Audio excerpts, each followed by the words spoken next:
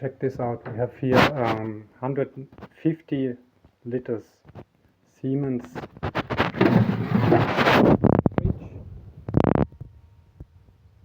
You can pause if you want to know, but that's basically 150 liters. And consumption, and here I want to show you one above. You see it's already working 6 minutes, and now 200 something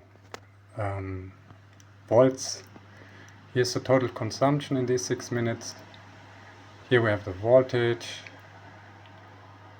1.2 ampere, around 90 watts, like the indication inside says, but we have maximum 270 watts.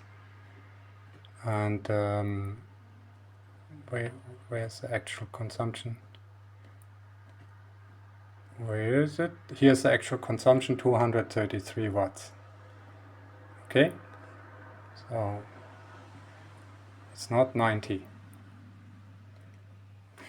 Temperature outside is 90 degrees. This one I just put inside, 19 also, and it's on level 1. But it will not go up in consumption when I put it higher. This is what I assume. See, because I had to put it now on number 1. The point is this here. This is just saying stage 1, pumping so much per hour. Pump on, cooling so much per hour. Three times 20 minutes, something like this. I cannot see that he has a thermostat installed,